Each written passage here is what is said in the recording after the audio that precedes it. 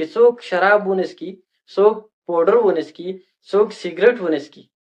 څوک په چرسو باندې روانه وړي، څوک آیس شیرونه کی، د دې روکتام مخنیوی به موږ څنګه کوو؟ نو په دې کې د ټولو نه اولنۍ غټه خبره که څوک غواړي چې موږ د دې مخنیوی وکړو، دا نشي زمونږ په معاشره کې دا ناسور موږ ته رانشي، زمونږ نوجوان نسل خراب نه کړي. اولنۍ خبره خو دا ده چې اسلامي تعلیمات، په اسلامي تعلیماتو باندې عمل وکړي شي. دا خبره د خلکو ذهن ته ورواچول شي، علما کرام حضرات دې په دې باندې بار بار بیانونه وکړي چې دا نشه که سیګریټ دی، که نسوار دی، که چرس دی، که افیم دی، که هر قسم نشه ده، دا په اسلام کې حرامه ده، د دې څه جواز نشته، دا مکمل حرامه ده، د دې نقصان دی، په دې باندې به سزا میلاویږي. نو اسلامي تعلیمات چې عام شي نو د دې مخنیوی کېدلی شي. دویم که موږ غواړو چې دا نشي عام نشي، څوک چرس، شراب، افیوم، سیګریټ، نسوار، هیروین، آیس، دا قسم نشي شیرونه کی، نو تاسو په خپل ماشومان باندې نظر وساتئ، په خپل ماشومان کې ښه عادتونه پیدا کړئ، هغه د ځان سره انګیج وساتئ، په هغه باندې نظر وساتئ چې دا سحر د چا سره ګرځي، دا ماسپخیم د چا سره ګرځي،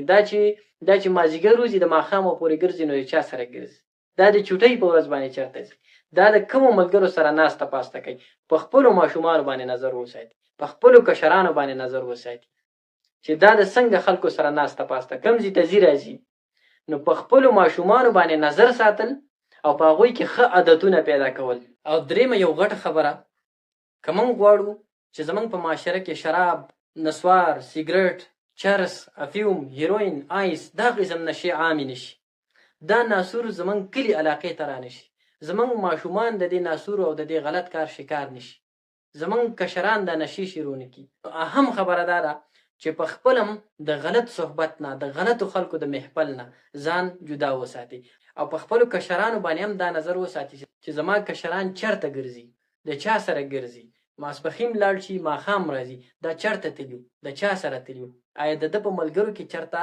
نشایان خو نشته، د ده په ملګرو کې داسې څوک خو نشته چې هغه سیګریټ، هغه چرس، هغه نسوار، یا هغه آیس، یا نورې داسې غټې یا وړې نشې کوي، داسې ملګرو سره خدای ناسته پاسته نه کوي. په خپله هم د غلط محفل، د غلطو ملګرو، د غلطو دوستانو نه ځان بچ ساتل، او په خپلو کشرانو باندې هم دا نظر کول چې دا کشران چرته ځي، د غلطو محفلونو نه، د غلطو ملګرو نه هغوی بچ ساتل. زمونږ کشران به بیا دغه غلطو خلکو خواله نشي ورتلی، دغه غلط محفلونه به نشي اټینډ کولی، نو زمونږ کشران به بیا د دې قسم نشو نه بچي. او څلورم یو اهمه خبره چې په هغه باندې موږ د دې نشو، د دې سیګریټ، د دې نسوار او د دې چرس وغیره د دې شرابو نه د دې مخنیوی کولی شو، د دې نه په خپل هم ځان بچ ساتلی شو، خپل کشران هم ځان بچ ساتلی شو. هغه اهم خبره دا ده چې په معاشره کې آګاهي پروګرامونه وشي،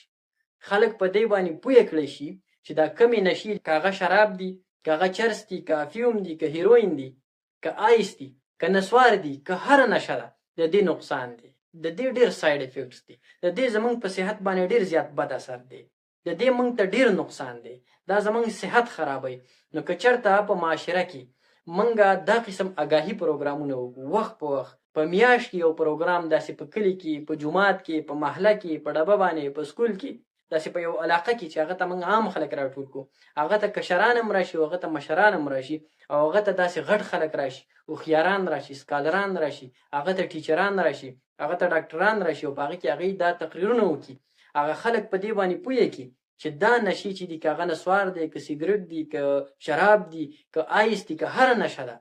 دا زمونږ د صحت دپاره نقصاني دي، دا زمونږ صحت ته ډېر زیات نقصان راکولی شي. نو چې هغه محفل کې، په هغه پروګرام کې دا قسم آګاهي خوره شي، دا قسم خبرې وکړی شي، او په هغه کې کشران هم ناست وي او مشران هم پکې ناست وي، نو په دې طریقه باندې موږ د ډېر حده پورې د دې نشو مخنیوی کولی شو. بیا به کشران شراب نسکي، سیګریټ به نسکي، چرس به نسکي، نسوار به نه کوي، آیس به نسکي، هیروین، مطلب څومره نشي چې دي، نو د ډېر حده پورې موږ په دې باندې قابو راوستلی شو.